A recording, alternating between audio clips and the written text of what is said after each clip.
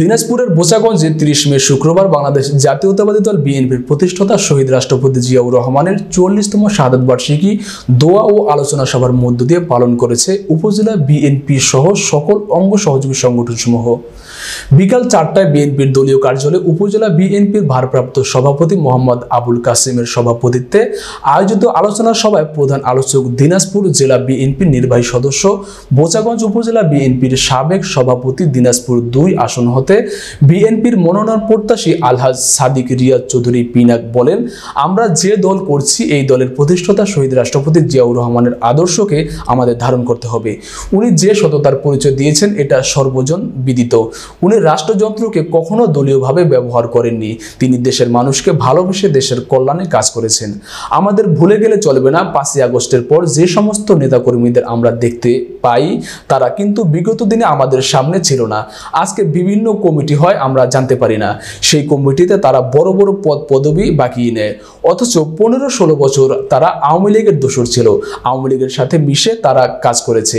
আমরা যদি জিয়াউর রহমানের আদর্শকে ধারণ করি, দেশনেত্রী বেগম খালেদা জিয়াকে ভালোবাসি, আমাদের প্রিয় নেতা তারেক রহমানকে নেতা ভাবি, তাহলে চাঁদাবাজি কিংবা আওয়ামী দোসরদের আশ্রয় প্রশ্রয় দেয়া থেকে আমাদের বিরত থাকতে হবে। এটা হোক শহীদ রাষ্ট্রপতি জিয়াউর রহমানের ৪০তম শাহাদাত বার্ষিকীতে আমাদের শপথ। সবাই বিশেষ আলোচক ছিলেন যথাক্রমে উপজেলা বিএনপির সাধারণ সম্পাদক মোহাম্মদ শফিকুল আলম, সাংগঠনিক সম্পাদক মোহাম্মদ জামাল উদ্দিন, মোহাম্মদ শাহিদুল ইসলাম, হারেসুল প্রমুখ। এছাড়াও সবাই উপজেলা শ্রমিক দলের সভাপতি মোহাম্মদ তোফাজ্জল হোসেন তোফা, ৫ নং সাতউল ইউনিয়ন বিএনপির সভাপতি রবিউল গনি, ৪ নং আটগাঁও ইউনিয়ন বিএনপির সাধারণ সম্পাদক মোহাম্মদ ফেরদৌস, উপজেলা যুব দলের আহ্বায়ক সুমন চৌধুরী, উপজেলা ছাত্র দলের আহ্বায়ক মোহাম্মদ রিয়াদ হাসান চৌধুরী, সদস্য সচিব মোহাম্মদ রাজিউর রহমান, উপজেলা স্বেচ্ছাসেবক দলের আহ্বায়ক উজ্জ্বল, পৌর স্বেচ্ছাসেবক দলের আহ্বায়ক অরেঞ্জ চৌধুরী বক্তব্য রাখেন। অনুষ্ঠানে সঞ্চালনা করেন উপজেলা যুব দলের যুগ্ম আহ্বায়ক মোহাম্মদ উমর ফারুক। সভা শেষে শহীদ রাষ্ট্রপতি জিয়াউর রহমানের রুহের মাগফিরাত কামনা করে দোয়া করা হয়। বিগত ১৫-১৬ বছর হাসিনার আমলে এই ঘরের মধ্যেই আমরা কিন্তু শহীদ প্রেসিডেন্ট জিয়াউর রহমান সাহেবের মৃত্যুবার্ষিকী থেকে শুরু করে জন্মবার্ষিকী সবই আমরা পালন করেছি। আমরা যদি দলটাকে সত্যিকার অর্থে ভালোবাসি, তাহলে আজকে আমাদের প্রোগ্রামটা একটা বড় খোলামেলা জায়গা হওয়ার কথা ছিল। আমরা আজকে পদ পদবীর লড়াই করছি, অনেকেই বলছি আমরা বিভিন্ন পদে আছি। পদ থাকবে, পদ চলে যাবে, পদ আবার আসতেও পারে, এটা নিয়ে বড় কথা নয়। যে দলটা করছি আমরা, যাকে ঘিরে আমরা আজকে এই বাংলাদেশ জাতীয়তাবাদী দল, যিনি এই দলের প্রতিষ্ঠাতা শহীদ প্রেসিডেন্ট জিয়াউর রহমানের আদর্শকে আমাদের ধারণ করতে হবে। উনি যে সততার পরিচয় দিয়েছেন এটা সর্বজন বিদিত। উনি যে রাষ্ট্রকে দলীয়ভাবে ব্যবহার করেন নাই, রাষ্ট্রযন্ত্রকে, উনি দেশটাকে ভালোবেসেছিলেন, দেশের মানুষের কল্যাণে কাজ করেছিলেন, জনগণের উন্নয়নে, এলাকার উন্নয়নে কাজ করেছিলেন। তাই অতি সংক্ষিপ্ত রাষ্ট্র পরিচালনার দায়িত্ব পেয়েও আজকেও কিন্তু অমরত হয়ে আছেন উনি। এখনো সকলের হৃদয়ে কিন্তু উনি চিরজীব হয়ে আছেন। আমাদের ভুলে গেলে চলবে না। এই ৫ই আগস্টের পরে যে সমস্ত নেতাদেরকে দেখতে পাই, কর্মীদেরকে দেখতে পাই, তারা কিন্তু বিগত দিনে আমাদের সামনে ছিল না।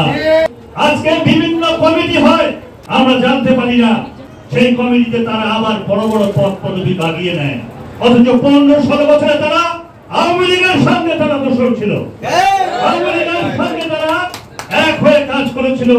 দলের আমাদের পার্টি অফিসে তো আসা দূরের কথা, দলের কোন প্রোগ্রাম হলে তাদেরকে আশেপাশে দেখা যেত না। আজকে তাদেরকেই আমরা সবচেয়ে সামনে দেখতে পাই।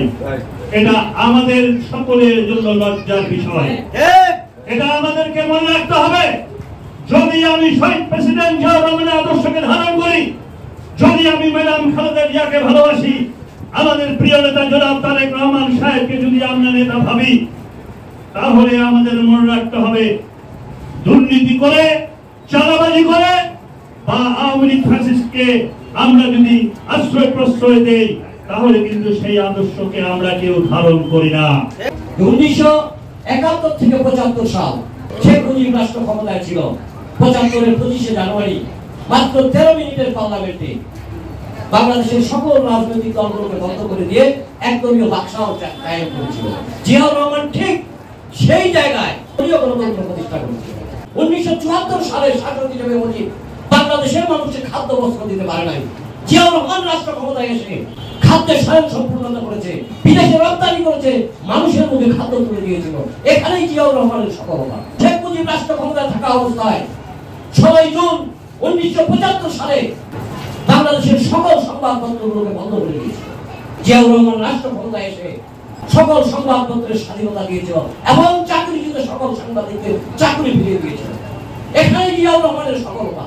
নিজের জীবনকে বাজি রেখে 1971 সালে 26শে মার্চ চট্টগ্রাম বেতার কেন্দ্র থেকে স্বাধীনতা ঘোষণা করেছিলেন। এই বাংলাদেশের মানুষ 7.5 কোটি মানুষ প্রথম স্বাধীনতার ঘোষণাটি পেয়েছিল আমাদের প্রেসিডেন্ট শহীদ রাষ্ট্রপতি জিয়াউর রহমানের কণ্ঠে। আমাদের বিএনপি নিয়ে অনেক ষড়যন্ত্র হচ্ছে। যারা মোহাম্মদ তাফাজ্জল হোসেন তফাইকে জনগণের ভোটে নির্বাচিত সরকার দেখতে চাই। তার যে কর্মকাণ্ড রেখে গেছে তিনি